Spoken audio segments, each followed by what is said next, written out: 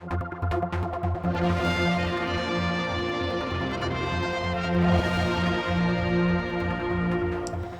my talk with David Anderson, Minister for Health, and we've dealt with one of those issues now, but I mean, basically, you still got this ongoing feeling that you haven't been transparent. I mean, this is what was being said in Tynwald. You gave an interview, for instance, saying about that letter and how everyone had withdrawn from it, and then it seemed not to be the case. I mean, again, it muddied the waters. Can you clarify once again for us now, because obviously there's no sitting of Tynwald or House of Keys for some months yet.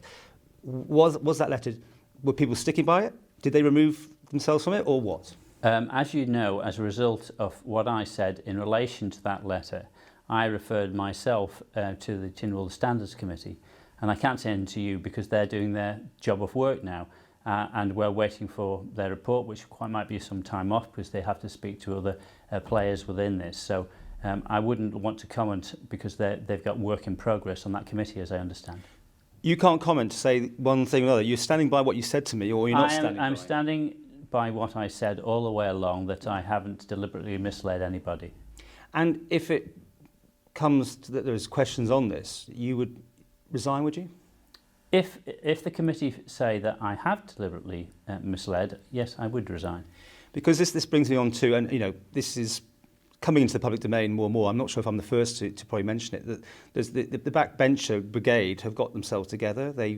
First of all, there was a proposal to recall the House of Keys or Tynwald, whatever, during the summer recess. You're aware of that, aren't you? Well, I'm aware of a move to try and do something like that, yes. And to scalp you, basically?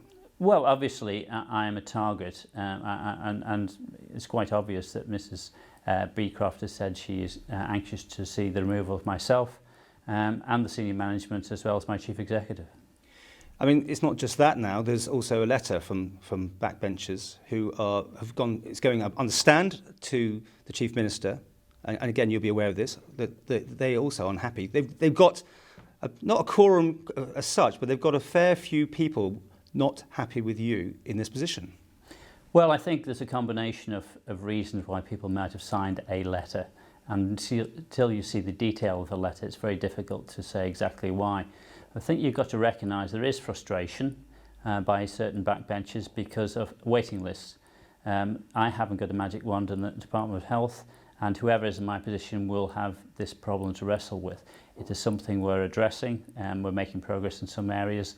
We're not in other areas, and we always said it was going to be difficult without throwing extra resource at something to turn this around. So I understand frustration by certain backbenchers who might have decided to join in and sign a letter that maybe they wouldn't have done in other circumstances.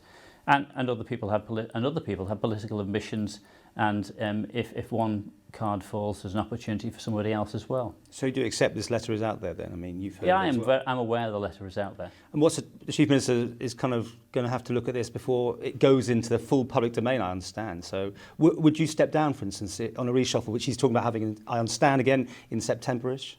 I'm not aware he's having a reshuffle in September. Again, I said... Yeah. I've always said I would serve where I'm asked to serve. At the moment, I'm very happy serving as Minister for Health.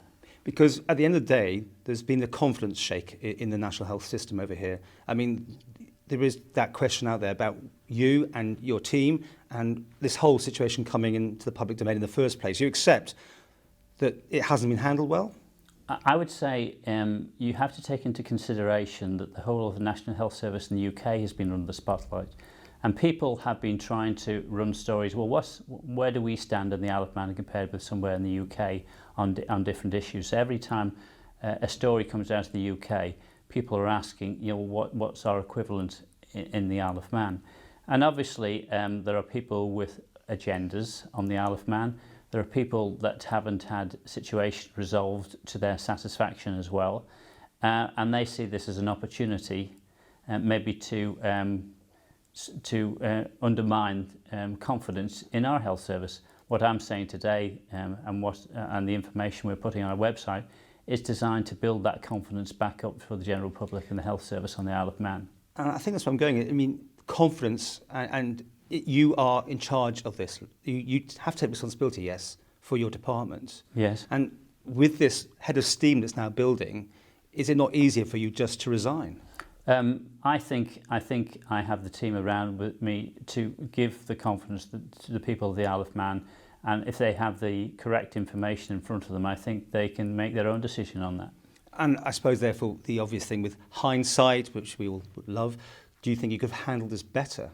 Well, it's always easy to say that, isn't it? You can handle things better. But it's unfortunate with information that shouldn't be in the public domain, which is of a medical nature, that is being interpreted by lay people, is undermining confidence in the department.